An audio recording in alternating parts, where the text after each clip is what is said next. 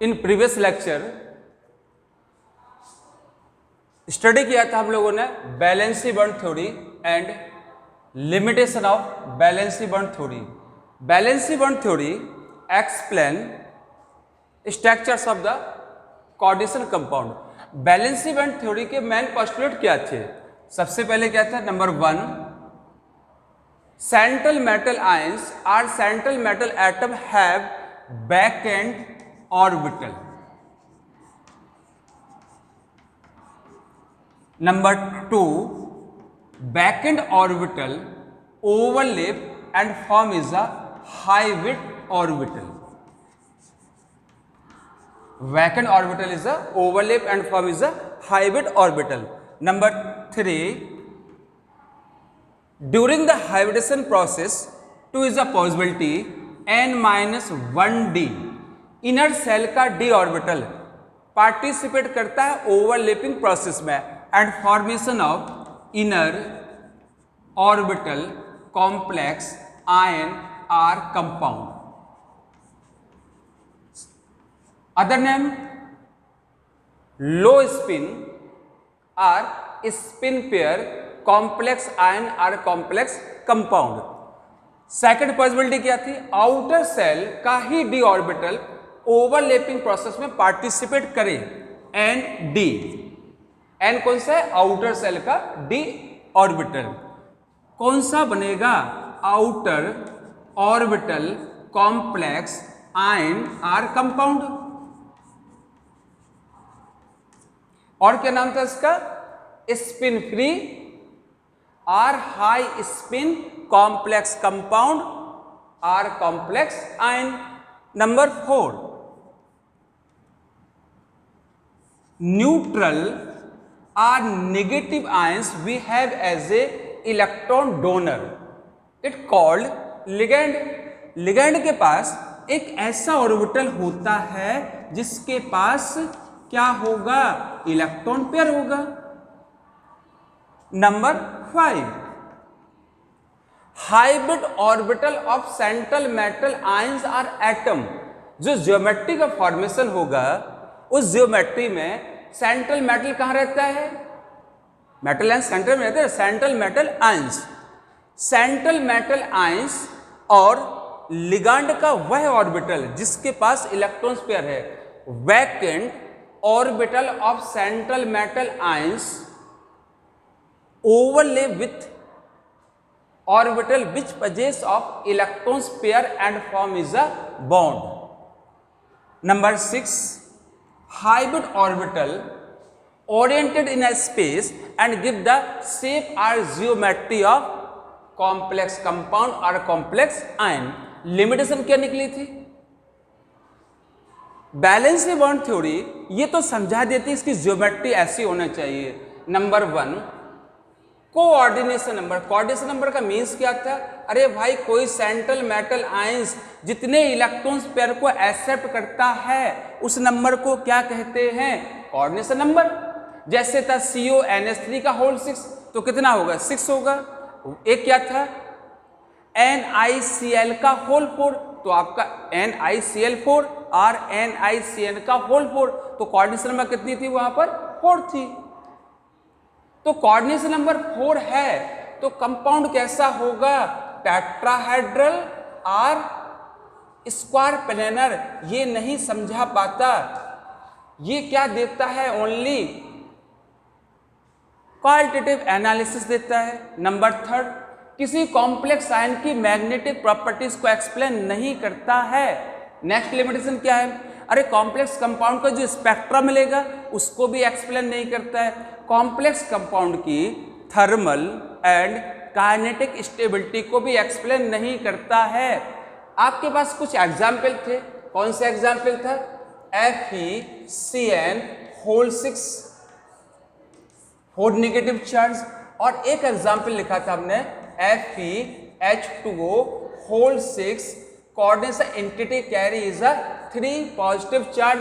CN is a strong ligand, water is a weak ligand. अरे कोई ligand strong और weak है? क्यों है? Valency bond theory can not be explain the ligand is a strong or weak. तो फिर एक न्यू कॉन्सेप्ट की आवश्यकता हुई, इट इज कॉल्ड, आज का टॉपिक है आपका क्रिस्टल फील्ड थ्योरी। तो वैलेंसी बॉन्ड थ्योरी की कॉन्सेप्ट में जो लिमिटेशन थी, उस लिमिटेशन को रिमूव करने के लिए new concept is a H weight and we black propose is a new concept is called crystal field theory. Crystal field theory और वैलेंसी बॉन्ड थ्योरी में मेन डिफरेंस क्या है? बहुत सिंपल सा बेसिक कॉन्सेप्ट का डिफरेंस है। Number 1, valency bond theory suggest that central metal ions bonded with ligand through the coordinate covalent bond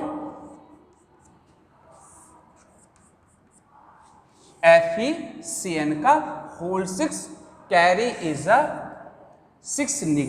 4 negative charge because Fe is a oxidation number 2. It means the central metal ions and ligand bonded by the purely coordinate covalent bond. What crystal field theory according H. Watt and V. Black propose new concept, metal ions and ligand we have as a point charge.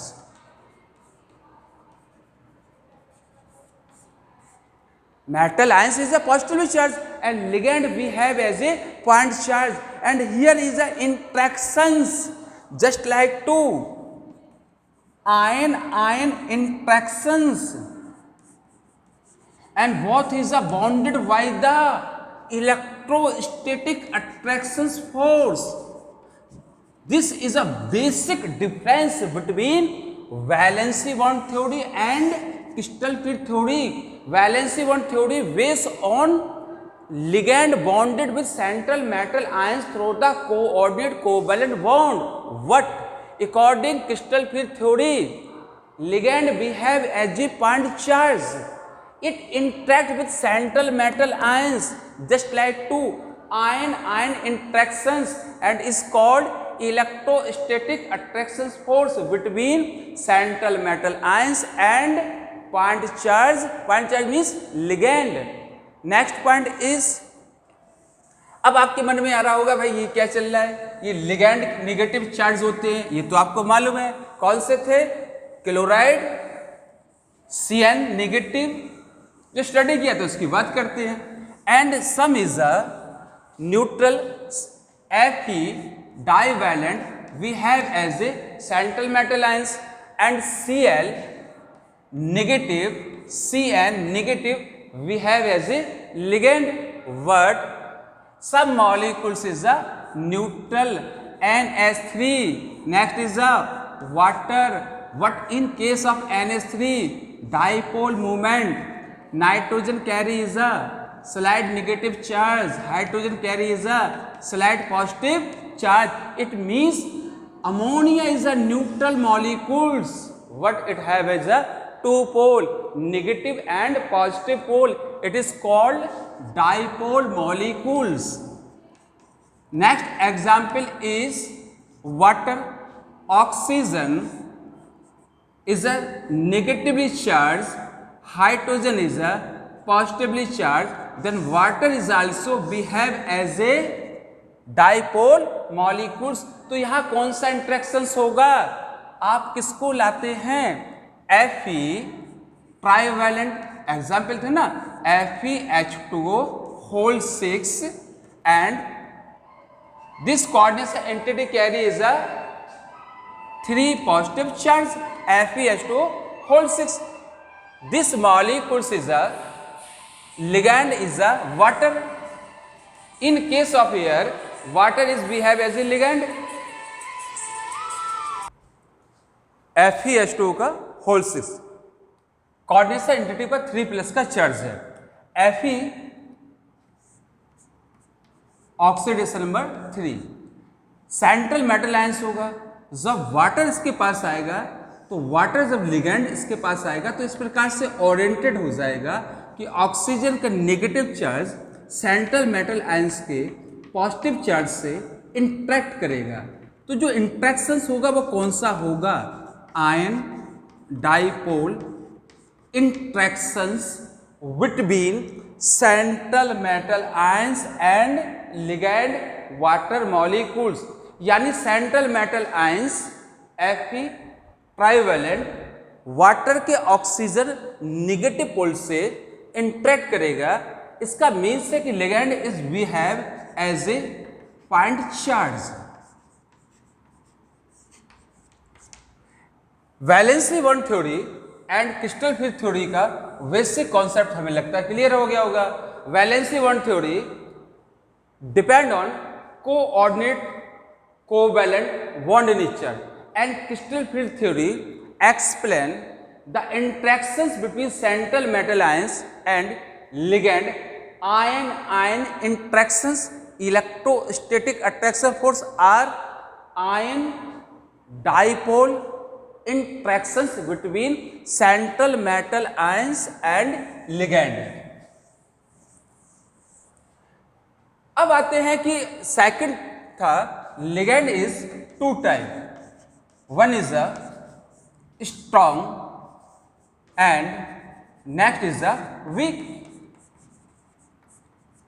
Valency bond theory ligand की strong and weak nature को explain नहीं करती है, but crystal field theory clearly explain the nature of ligand, it is a strong और weak. Strong and weak ligand का means क्या था? In the presence of ligand, the unpaired electrons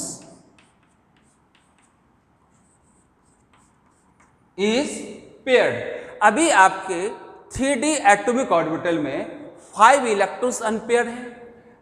strong ligand example Cn और CO जैसे इस central metal ions के पास आते हैं, d ऑर्बिटल 3D ऑर्बिटल में पहले 5 इलेक्ट्रॉन्स अनपेयर थे, अब क्या होगा? ये इलेक्ट्रॉन्स इसको पेयर कर देगा, ये इलेक्ट्रॉन इसको पेयर कर देगा। ऐसा क्यों होता है? अगर ऐसा हुआ देन CO और Cn इज स्ट्रॉन्ग लिगैंड। कहाँ नहीं हुआ था? वैलेंसी बॉन्ड थ्योरी को एक्सप्लेन करते समय water and fluoride we have as a weak ligand. इसको एक्सप्लेन करने के लिए क्रिस्टल फील्ड थ्योरी के द्वारा डी ऑर्बिटल की स्प्लिटिंग को स्टडी करना होगा। d orbital have the two type orbital, dxy, dyz, and next one is a dzx। dxy means x axis, y axis, lobe of d orbital would be in the axis dxy, second is a dyz, y or z। The lobe would be in the axis। Next is the dzx। क्या means होगा? The lobe would be in the axis of x and z।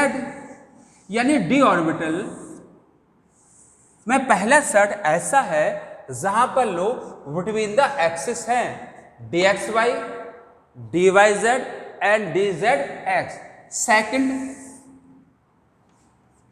fourth is a d x square dash y square। This mean is the lobe on the axis x axis and also y axis d x square dash y square। x square means both lobe on the x axis, y square means both lobe on the y axis। Last one is dz square। इस axis को हम z मान लेते हैं कुछ देर के लिए। It means the lobe of d orbital on the z axis. इसका मीन्स है कि d ऑर्बिटल 2 पैटर्न के होते हैं, या तो लोब बिटवीन द एक्सिस होंगे या लोब कहां पर होंगे, on the axis, dxy, dyz, dzx। Next one is dx square dash y square and dz square. According crystal field theory, the central metal ions or central metal atom have vacant orbital। और ligand क्या है, ligand negative ions are neutral molecules which possess one lone pair of electrons। जैसे central metal ions के पास ligand electron pair donate करने के लिए आता है, क्या होगा, सेंट्रल मेटल आयंस के इलेक्ट्रॉन्स नेगेटिवली चार्ज, लिगैंड जैसे ही पास में आता है तो लिगैंड के इलेक्ट्रॉन से इलेक्ट्रॉन रिपल्जन फील करेंगे। लिगैंड का जो पथ होगा जब वो इलेक्ट्रॉन पेयर डोनेट करने के लिए सेंट्रल मेटल आयंस या सेंट्रल मेटल एटम के पास आएगा, 2 टाइप हो सकता है, या तो वो बिटवीन द एक्सिस आएगा और ऑन द एक्सिस, या तो वो एक्सिस पर आएगा और between the axis. According concept, in absence of the ligand, all 5 d orbital 1 2 3 4 5 have the same energy level। all 5 d orbital have same energy level when ligand come to close of central metal ions for donation of electrons or donating of electrons pair। Why the electron repulsion, d orbital feel in effect of ligand higher energy level compared to absence of ligand। d orbital के 5 orbital की थोड़ी सी energy ज्यादा हो जाएगी in effect of ligand, तो थोड़ा सा एनर्जी लेवल बढ़ जाएगा। But all 5 orbital have the same energy level, सभी पांचों की एनर्जी इक्वल है। ऐसे सेट को क्या कहते हैं, degenerate set. What is the means of degenerate set? Degenerate set means all 5 atomic orbital of d subcell have the same energy level in the absence of the ligand। This is the energy level of d orbital। In the presence of the ligand, the energy level of d orbital slight is a increase compared to absence of this। तो थोड़ा सा increase होगी। But all 5 orbital have same energy level, तो थोड़ा सा आपने increase कर दिया। नेक्स्ट पॉइंट, अब वो लिगैंड इलेक्ट्रॉन पेयर डोनेट करने के लिए आ रहा है, तो कहां से आएगा? 2 पथ अवेलेबल है, ऑन द एक्सिस और between the axis. In case of octahedral geometry, क्योंकि सेंट्रल मेटल आयंस के पास बैक एंड ऑर्बिटल अवेलेबल है और लिगैंड के पास एक इलेक्ट्रॉन पेयर है, तो लिगैंड उस इलेक्ट्रॉन पेयर को डोनेट करेगा, किसको करेगा? सेंट्रल मेटल आयंस के बैक एंड एटॉमिक ऑर्बिटल को। तो लिगैंड इलेक्ट्रॉन पेयर डोनेट करने के लिए आ रहा है, कहां से आ सकता है? On the axis or between the axis. In case of the octahedral geometry, ligand come to close central metal ions on the axis. कहां से आएगा? एक्सिस से आएगा। एक्सिस पर कौन कौन है जरा देखते हैं। डी के सेट कौन सा है? D X Y, second D Y Z, next is D Z X. ये कौन से हैं? D X square dash Y square और last one is D Z square. कौन से ऐसे ऑर्बिटल हैं जिनके लोग एक्सिस पर हैं? D X square dash Y square and D Z square. It means the orbital dx square dash y square and dz square on the axis when ligand come to close of the central metal ions for donation of electron for the bonding of the coordinate bond according to valency bond theory, उसके अनुसार वो electron pair को donate करता है, means ligand उसके पास आएगा। According crystal field theory ligand behave as a point charge and purely the interactions just like to ion ion or ion dipole interaction. तो जैसे लिगैंड सेंट्रल मेटल आयन के पास आएगा, कहां से आ रहा है? On the axis. तो एक्सिस पर 2 ऑर्बिटल हैं, D X square dash Y square D Z square. तो यहाँ के इलेक्ट्रॉन्स सेंट्रल मेटल आयंस के कौन से? D X square dash Y square and D Z square electrons ज्यादा रिपल्जन महसूस करेंगे। किससे कंपेयर कर रहे हैं? D X Y, D Y Z and D Z X. It means D X square dash Y square and D Z square atomic orbital feel more repulsion compared to dxy, dyz and dzx because ligand come to close on the axis of central metal ions, क्योंकि ligand कहां से आ रहा है? on the axis आ रहा है। इस conditions में d generate d orbital 2 part में डिवाइड हो जाएगा। It is called crystal field splitting of d orbital. कौन से सेट बनेंगे? One is a set of higher energy level. कौन सा हाई एनर्जी लेवल होगा? अरे भाई, जो मैक्सिमम रिपल्जन को महसूस कर रहा है, कौन महसूस कर रहा है? D X square and D X square dash Y square and D Z square atomic orbital low on the axis. It feel repulsion due to electron interactions. Then energy level of dx square dash y square and dz square more compared to dxy and dyz। तो इनकी energy कम हो जाएगी। किसकी? dxy, dyz and dzx। तो 2 set बन गया। एक वो सेट है जो कम रिपल्जन की वजह से जिनकी एनर्जी कम हो गई, एक वो सेट है जिनकी एनर्जी इलेक्ट्रॉन रिपल्जन से ज्यादा हो गई। वो कौन सा है? D X square dash Y square and D Z square. It is called E G set. क्या नाम दिया? E G set. ये कौन सा है? T2G set of orbital. It means in the presence of ligand in octahedral case degenerate means same energy level of the atomic orbital of d subcell split in a 2 part. One is called EG set. The EG set have the more energy level. Second is the T2G set. It have the less energy level compared to in the absence of the ligand or in the presence of ligand. कितनी energy कम होगी? The average energy always is a constant. तो जितनी energy इनकी कम होगी उतनी energy इनकी क्या होगी? बढ़ जाएगी। आगे चलते हैं। इन the presence of the ligand degenerate d orbital of d subcell split in a 2 set EG and T2G set. It is called crystal field splitting of d orbital. It is called splitting of d orbital. In case of octahedral, one have the low energy level is called T2G. One have the more energy level is called EG.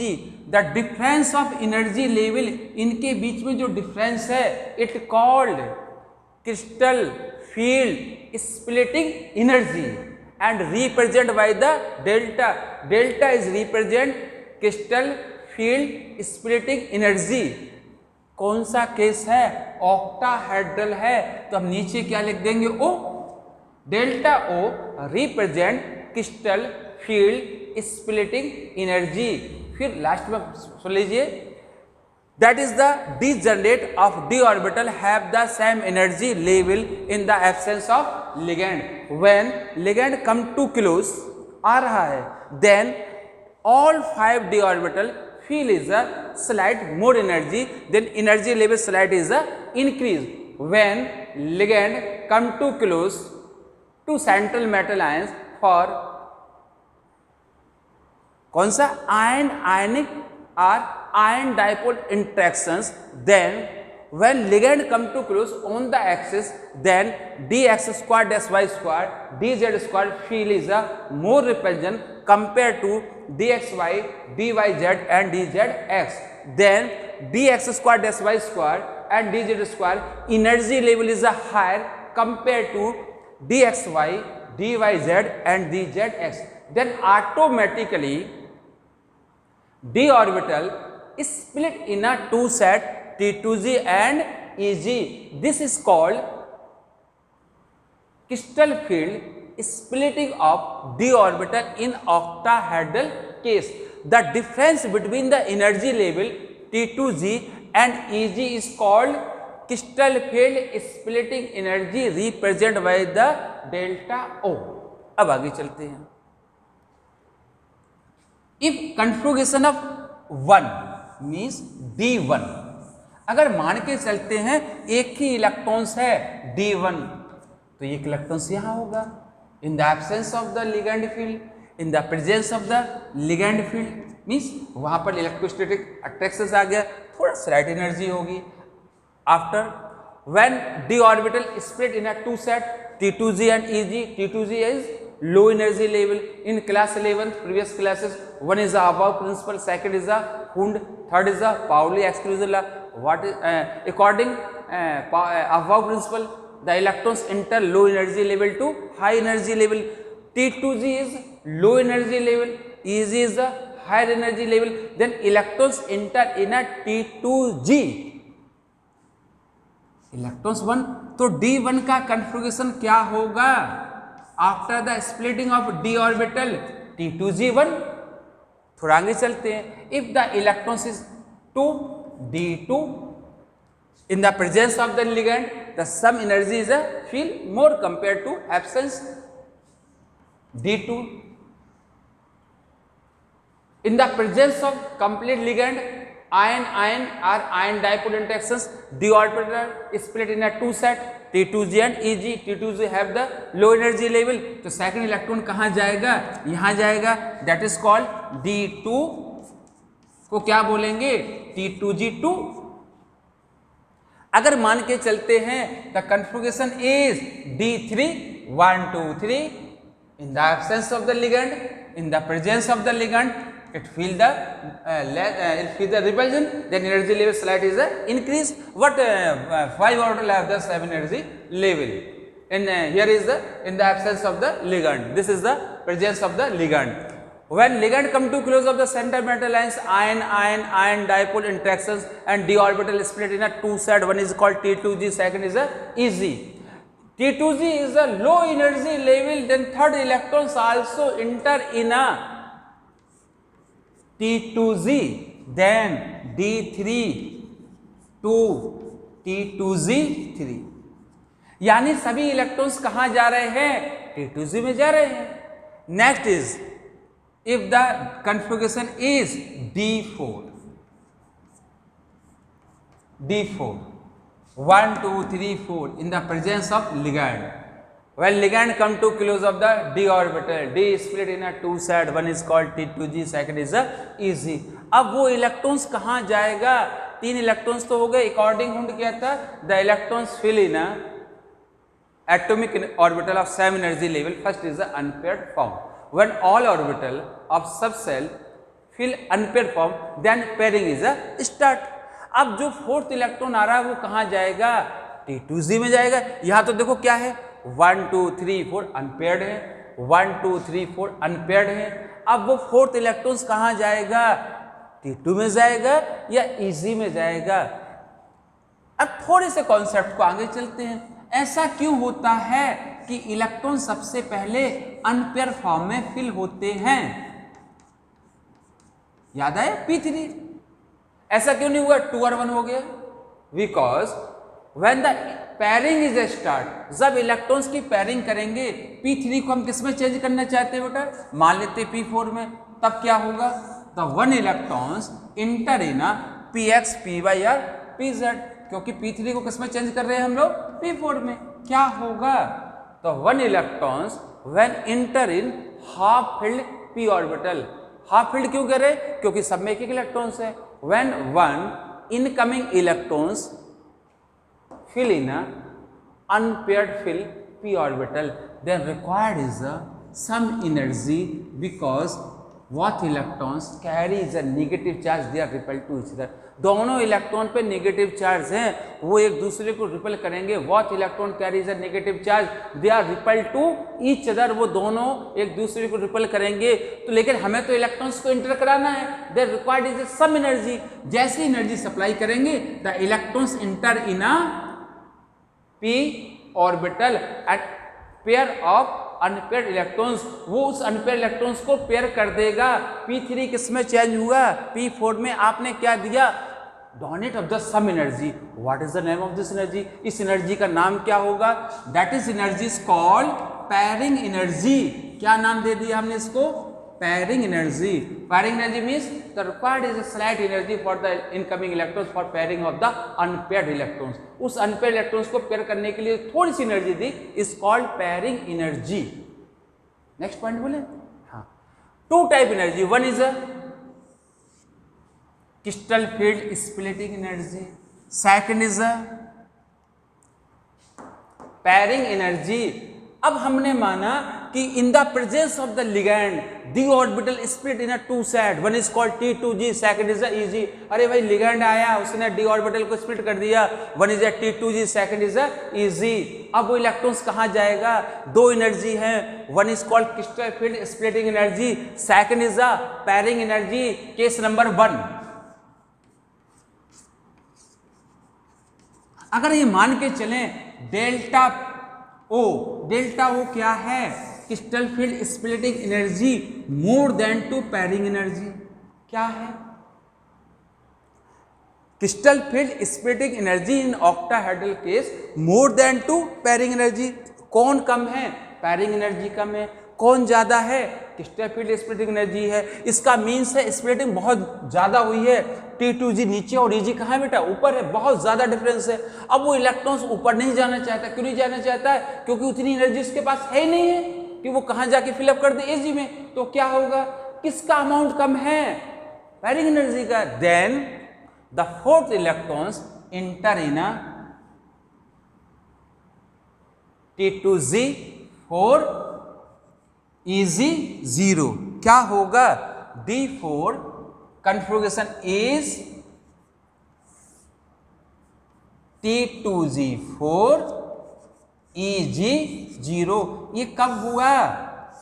In the presence of the ligand when crystal field splitting energy higher compare to pairing energy. देखो ligand ने क्या किया? Ligand ने D orbital को split कर दिया, उसके बीच का जो डिफरेंस है, किसको स्प्लिट कर दिया? डी ऑर्बिटल को। जो डिफरेंस उसका नाम क्या रखा है? Crystal field splitting energy. बहुत ज्यादा स्प्लिटिंग हुई है, T2G बहुत नीचे है, Eg बहुत ऊपर है। इसका मीन्स है इलेक्ट्रॉन कहाँ जाएगा? T2G को फिल करेगा। T2G4, नेक्स्ट क्या होगा? T2G5, नेक्स्ट क्या होगा? T2G6। When डेल्टा हो more than to pairing energy, इसका मतलब है कि T2G और Eg में बहुत ज़्यादा डिफरेंस है, इलेक्ट्रॉन्स पेयर हो रहे हैं। ऐसे लिगैंड को क्या कहेंगे? Is called strong ligand. D4 हो गया था, चलो D5 कर दे रहे, पूरा कर देंगे। अब कितना हो जाएगा D5 में बेटा? इन केस ऑफ D5, थोड़ा ऊपर लिखते हैं, D5 क्या है? Delta O more than to P, then electrons enter in T2G।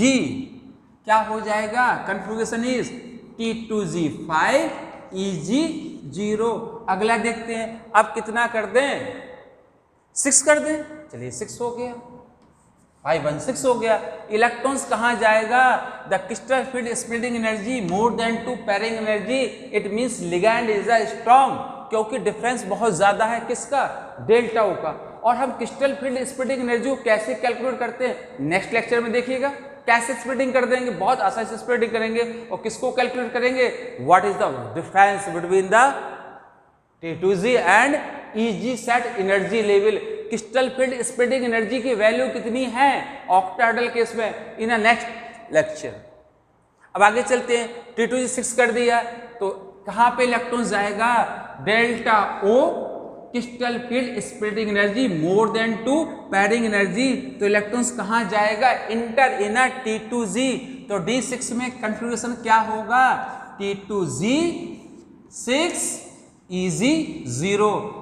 इसका मीन्स है this is strong ligand because d orbital split in 2 set T2Z and EG set and difference of energy level is called crystal field splitting energy. The crystal field splitting energy value is higher compared to pairing energy then 6 electrons D6 तक कहाँ जाएंगे, T2G में। Topic new means case just reverse, उल्टा करते हैं, opposite case लेते हैं, उसमें क्या होगा देखते हैं जरा। आपके पास क्या था, d ऑर्बिटल था, इन the presence of the ligand it split in 2 set, one is called T2G, second is called EG and difference of the energy level between T2G and EG set is called crystal field splitting energy. O represent, O किसको represent कर रहा है, octahedral को। अब मान के चलते हैं the pairing energy more than 2 crystal field splitting energy, case is a second. अब क्या है, पैरिंग एनर्जी ज्यादा है, किससे ज्यादा है, crystal field splitting energy. The pairing energy more than 2 crystal field splitting energy, electrons की फिलिंग करते हैं 1-1।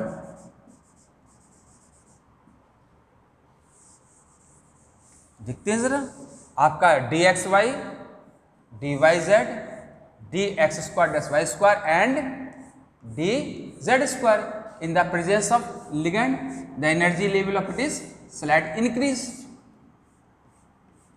अभी यहां कितना इलेक्ट्रॉन है, 1 इलेक्ट्रॉन से कहां जाएगा, T2Z1 D1 T2Z1 EZ0। अब कितना ले लें, नंबर 2 D2, D में कितना इलेक्ट्रॉन्स है, 2 इलेक्ट्रॉन्स है, 2 इन द प्रेजेंस ऑफ लिगैंड। अब इलेक्ट्रॉन्स कहाँ जाएगा, 2 इलेक्ट्रॉन्स है, लो एनर्जी लेवल किसका है, T2G का, हायर एनर्जी लेवल किसका, EG का, तो यहाँ कितना हो जाएगा, T2Z2। नेक्स्ट कोई कंफ्यूजन नहीं, क्योंकि तो according about the electrons enter in low energy level. अब कितना कर दें, D3 कर दिया, and in the presence of the ligand it split in 2 set T2G and EG। T2G is a low energy level, तो इलेक्ट्रॉन्स कहाँ जाएगा, T2G में जाएगा। कितनी हो जाएंगे, 3 हो जाएंगे। Then D3 configuration is T2Z3 EG0। Next point, अब कितना कन्फिगरेशन कर ले, D4 in the absence of the ligand, in the presence of ligand। in case of D4 क्या है, the crystal field splitting energy less than 2 pairing energy, किसकी value ज्यादा है, pairing energy की वैल्यू ज्यादा है, किससे ज्यादा है, crystal field splitting energy से ज्यादा है। अब क्या होगा, in case here pairing energy more than 2 crystal field splitting energy। आगे चलते हैं, इसका मीन्स है इन the presence of the ligand d orbital is split in 2 set T2G and EG, लेकिन इसकी वैल्यू कैसी है, लो है। अभी क्या था, मीन्स बहुत ज्यादा बेसिक डिफरेंस था किसमें, T2G एंड EG सेट में। Word in the presence of the ligand d orbital split in 2 set T2G and EG, the difference of energy level T2G to EG is called crystal field splitting energy। word crystal field splitting energy value is a little or small compared to pairing energy, यानी splitting ज्यादा नहीं हुई है, इतनी भी नहीं हो पाई कि वो किसको कम कर दे, पैरिंग एनर्जी को कम कर दे। तो ऐसे लिगैंड कैसे होंगे, अरे भाई जब इतना वो स्प्लिट नहीं कर पा रहे हैं कि किस एनर्जी से ज्यादा हो जाए, पैरिंग एनर्जी से। पैरिंग एनर्जी क्या था, the amount of the required extra energy for the pairing of unpair electrons. एक एक इलेक्ट्रॉन था, उसको अनपेयर करने के लिए हम इलेक्ट्रॉन्स को डालेंगे अंदर, तो उसके लिए थोड़ी सी एनर्जी देते हैं, इट्स कॉल्ड पेयरिंग एनर्जी। तो इतना भी अंतर नहीं है कि वो किससे ज्यादा हो जाए पेयरिंग एनर्जी से। इसका मतलब ये डिफरेंस क्या है, लिटिल है, छोटा है, किससे भी छोटा हो गया, पेयरिंग एनर्जी से। अरे तो भाई जब इतना आप स्प्लिट नहीं कर पा रहे हैं तो स्ट्रॉन्ग कहलाएंगे कि ना, it is called weak ligand. कौन से लिगैंड वीक है, स्पेक्ट्रोकेमिकल सीरीज बनी हुई है। वाटर से जो राइट साइड है वो स्ट्रॉन्ग है, वाटर से जो लेफ्ट साइड है वो वीक है। सबसे वीक लिगैंड कौन सा है, आयोडाइन। और सबसे स्ट्रॉन्ग कौन सा है, CO, कार्बोनेट। थोड़ा आगे चलते हैं, कौन ज्यादा है, पेयरिंग एनर्जी मोर देन 2, किससे भी ज्यादा है, क्रिस्टल फील्ड स्प्लिटिंग एनर्जी से। अब D4 कर दिया, थोड़ा सा एनर्जी लेवल बढ़ा। अब क्या होगा, 1 2 3 T2Z3 हो गया। अब तो आप यहाँ इलेक्ट्रॉन पेयर नहीं कर सकते। क्यों नहीं कर सकते हैं, क्योंकि लिगैंड क्या है, वीक है। वीक है तो मीन्स क्या है, पेयरिंग एनर्जी की वैल्यू ज्यादा है। किससे ज्यादा है, क्रिस्टल फील्ड स्प्लिटिंग एनर्जी से ज्यादा है। इलेक्ट्रॉन कहाँ जाएगा, अरे पेयरिंग एनर्जी ज्यादा है, कौन वैल्यू कम है, डेल्टा की वैल्यू कम है, इलेक्ट्रॉन कहाँ जाएगा, यहाँ चला जाएगा। अब कितना हो जाएगा, Eg1। तो D4 का कन्फ्यूजन क्या निकला, T2Z3 Eg1। अब कितना कर लें, 5 कर लें, तो यहां कितना हो जाएगा, 1 हो जाएगा। अब D5 का कन्फ्यूजन क्या निकला, T2Z3 Eg2। अब बेटा जो लास्ट लाइन है उसको सुनना। अब आपका एक एक इलेक्ट्रॉन्स आ गया है, ठीक है। अब हम जब से बोल रहे थे स्ट्रॉन्ग और वीक लिगैंड क्लियर हो गया। Crystal field splitting energy more than 2 pairing strong, उल्टा क्या है, pairing energy more than 2 crystal field splitting energy, ligand is a weak. अब हम जब से बोल रहे हैं कि एक सेट ऐसा है जिसकी एनर्जी ज्यादा होती है, एक सेट ऐसा है जिसकी एनर्जी कम होती है। किसकी कम होती है, T2Z की। किसकी ज्यादा होती है, Eg की ज्यादा होती है। अरे तो भाई कितनी ज्यादा होती है देखते हैं, कितनी कम होती है वो देखते हैं।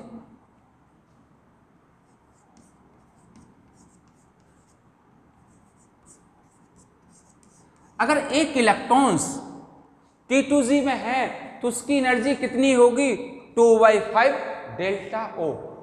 अगर इलेक्ट्रॉन्स कहां पर है, Eg में है, उसका एनर्जी लेवल कितना होगा, कितना होगा, 3/5 डेल्टा O। यानी एक इलेक्ट्रॉन्स यहां जाएगा तो उसकी एनर्जी बेसिक एनर्जी से जो एवरेज एनर्जी है कितनी कम होगी, 2/5 डेल्टा O। डेल्टा O क्या है, क्रिस्टल फील्ड स्प्लिटिंग एनर्जी है। अगर एक इलेक्ट्रॉन कहां गया, Eg में गया, उसकी एनर्जी कितनी होगी, इस लेवल से कितनी ज्यादा होगी, 3/5। दोनों को जोड़ दें, दोनों को जोड़ने का मीन्स क्या है, 2/5 3/5।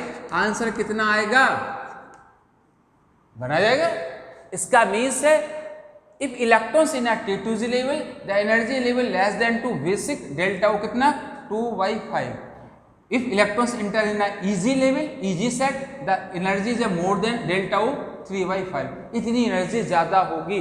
अब आते हैं, अरे भाई इसकी वैल्यू कितनी है, किसकी, क्रिस्टल फील्ड स्प्लिटिंग एनर्जी की। देखो स्ट्रॉन्ग लिगैंड हो गया, वीक लिगैंड हो गया, लेकिन एक कॉन्सेप्ट चल रहा है अभी भी, कौन सा, what is the difference between energy level of T2Z and Eg is called crystal field splitting energy. ये आपको डेल्टा O कैसे पता चलेगा, क्रिस्टल फील्ड स्प्लिटिंग एनर्जी कहाँ पता चलेगी, नेक्स्ट लेक्चर में मालूम चलेगा। सेकंड, अगर इसको आप उल्टा कर दें, इसको ऊपर कर दें और Eg को नीचे रख दें, कौन सा केस हो जाएगा, टेट्राहेड्रल। T2Z कहाँ आएगा, टेट्राहेड्रल में ऊपर, Eg कहाँ आएगा, नीचे। फिर सुन लीजिए, टेट्राहेड्रल में जब पॉइंट चार्ज लिगैंड इलेक्ट्रॉन देने के लिए इलेक्ट्रॉन्स इंट्रैक्शंस होता है, देने के लिए आता है, तो कहां से आता है, बिटवीन द एक्सिस, एक्सिस के बीच से आता है। बीच में कौन से सेट हैं, DXY, DYZ, DZX। इनका एनर्जी इलेक्ट्रॉन का रिपल्जन होता है, एनर्जी लेवल ज्यादा हो जाती है, तो किसकी कम होगी, जो एक्सिस के बीच में थे। कौन बीच में है, DX2, DY2, DZ2। तो जैसे ही हम crystal field splitting of D orbital in tetrahedral case में स्टडी करेंगे तो क्या होगा, T2G ऊपर जाएगा, Eg को हम नीचे रख देंगे, है ना। तो ये क्लियर हो गया। इन case of the tetrahedral geometry the d orbital split in a pattern, Eg have the low energy level, T2G have the high energy level because ligand are point charge come to close central metal ions.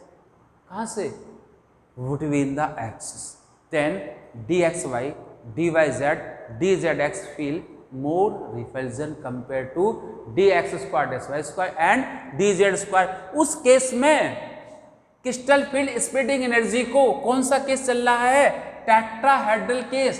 Tetrahedral case में क्या करेंगे हम, crystal field splitting energy को कैसे represent करेंगे, delta T. T का means क्या है, टेट्राहेड्रल। डेल्टा क्या रिप्रेजेंट करता है, क्रिस्टल फील्ड स्प्लिटिंग एनर्जी। यदि आपको अब चाहिए ये डिफरेंस किसका, T2G एंड Eg का, तो कहाँ मिलेगा, next lecture. Thank you very much.